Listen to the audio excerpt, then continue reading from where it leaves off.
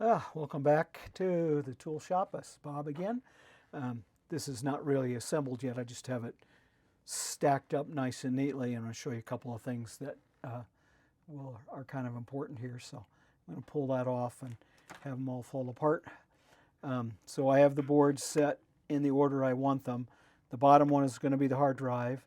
The second one up is going to be the Logitech Media Server Pi. Then I'm going to skip the other one, the third spot, and then the fourth spot is going to be where the streamer goes, and it's going to sit right here. Now in the manual, they kind of show this going, the power cable from the fan going to the top Raspberry Pi. I'm not going to do that because, as I think I said, these I/O pins are going to be taken up by the Pi4 AES, so we're going to see how that goes. I just don't want to interfere with that. So we'll run the fan and the LED lights. Why not? Off of the LMS server. So what I want to do is get this plugged in right. So 5 volts and ground. So we'll turn it upside down here so you can see it. So this is a 5 volt pin, this is a 5 volt pin. So we're going to skip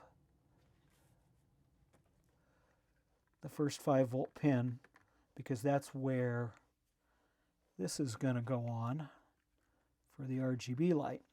So the RGB light on 5 volts for the fan and ground for the fan on 2, 4, 6, then 8, 10, and 12 are other I/O devices, and 14 is power, or is ground, excuse me. So there's there's how those are going to be connected. I'm going to comment a little bit here before I assemble this on the way this board goes on the plexiglass here.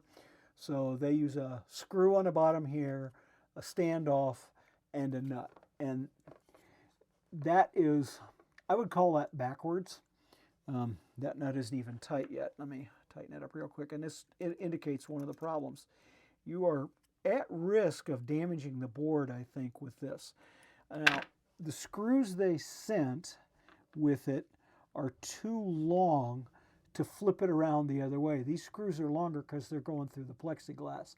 So if you had some different screws, you could install this way you normally do, where there's a screw head on top of the Raspberry Pi rather than that nut. And I think that's a better way of doing it, so I'm going to recommend to the manufacturer that they rework this, because this is just too dangerous. It's hard to get at. It might be easy to damage the PCB board, and I don't want to have anybody damage Raspberry Pi. So I would suggest that they take this whole mechanism, flip it around, and have the stud stick out. Now there's it may stick out a little bit down there. It may be a little rough, but at least there you can get onto it. And I think that's the right way to do this.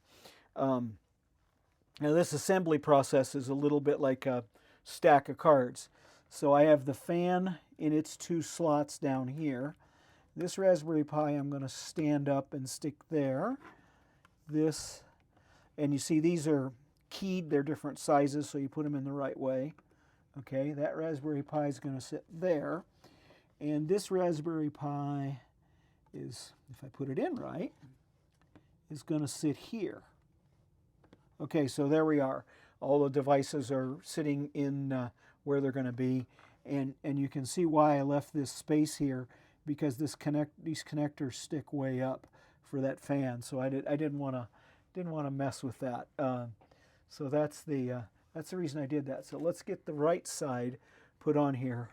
And I think I found a trick that makes this easier. Stick it on get it lined up with the fan first.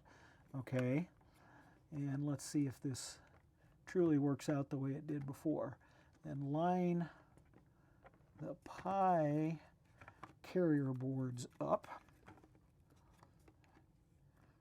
There's 2. There's 3. Whoops, fell off. Like I said, this is this is a little bit of a puzzle to get this to work right. So I think that there might be a better way of doing this, but you know what? For the price and just so that you can see how this all works, I'm pretty pleased. So there we go. That's all together.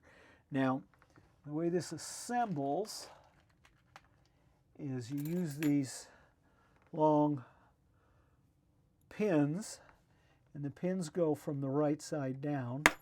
So we'll drop them in there. Okay. And what I think I'm going to do is very carefully not pick it up, but to slide this off camera. Yep. That did not work so well. Like I said, this is just a little on the younger eyes sort of thing. Maybe a big old rubber band around it would make it better. Okay, so now it's all together. All right, let me try it this way. Of course, that was also a miserable failure. But you know what? Let's get one of these in.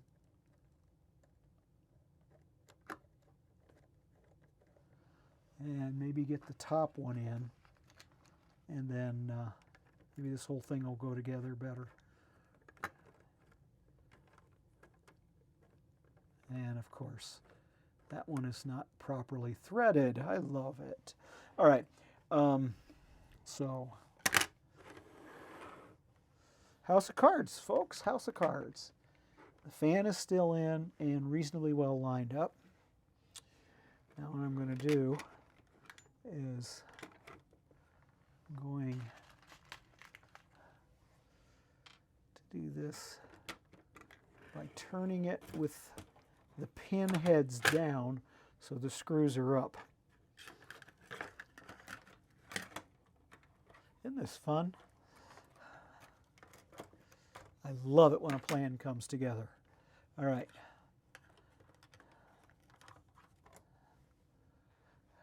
Raspberry Pi.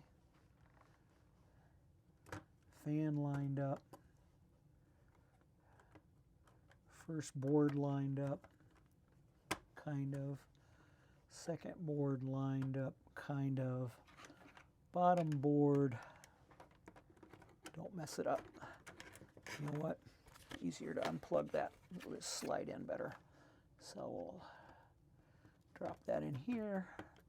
And now we can align things a little better like I did before.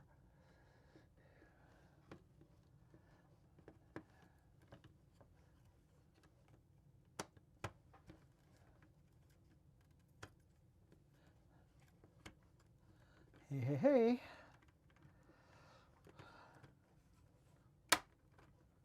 Okay, everybody's pretty much together.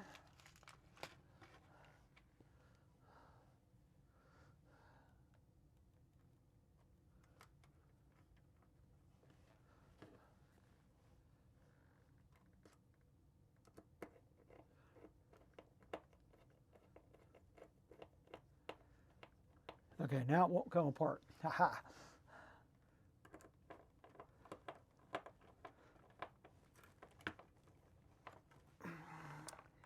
That one is appears to not be threaded right. I don't want to force it for right now. And let's get the fourth one together. And then look at that top one. That's not threading right.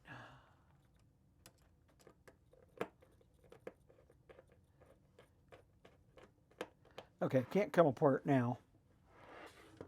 Oh, actually, that's not perfect, but it's good enough for now. So here we go. Whole system's kind of together. Let's figure out what screws they want for the M3 9mm. I would say that's those guys. A little bit longer. Kind of nice to have a handle on your server, don't you think? Apologize for all the reflections here. Trying to get light and all that, and it's just a little too much reflecting around on this really cool plexiglass. All right, so, all right, there we go. Assembled. So, SSD for the Logitech Media Server running on Raspberry Pi, and the second Raspberry Pi for the streamer. The main issue is it is impossible basically without disassembly to get the micro SD cards out. So, and I found that the manufacturer supplied little extenders seem to cause some sort of a problem with the LMS I'm running, so they are removed. I left out this fourth tray so that I could easily get the leads to the power supply to the fan, and it probably would have fit, but then I can't get in here and unplug them, so this is just a spare. I don't need it for now anyway. All right, there we go. I would say acid test time.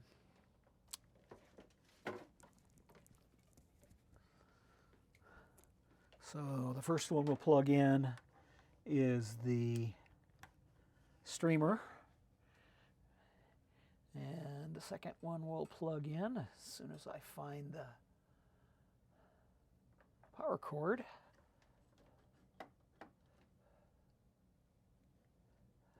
Here it is. And we will plug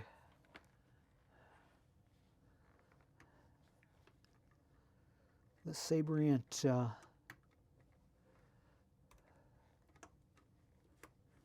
we'll plug in that SSD's cable, and what I think I'm going to do is kind of give that a nice couple of loops and plug it in like that so it isn't hanging out too much. That's a bit on the fugly side, but let's plug this in. And so the fan and the lights came on. And you can't see, but these lights are actually out because they've turned off already after it booted. So let's see if it's working. And sure enough, it's up and running.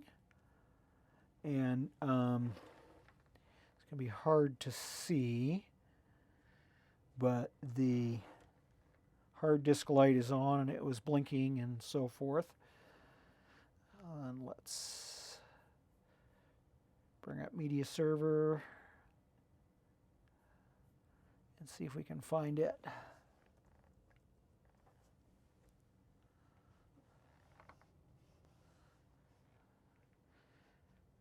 And it hasn't finished coming all the way up yet, because you can notice it's doing the initialization. It takes a little while, and there it is. It's all the way up. So the media server's up, and the streamer's up, no DAC hooked up to it, etc. So now we have a complete streamer server in a reasonably small space minus power supplies, which is this month's problem. So this is 5.5 inches wide, 6 inches front to back, and just about 7 inches tall. And it really takes up just that little bit. So you need 10 inches front to back.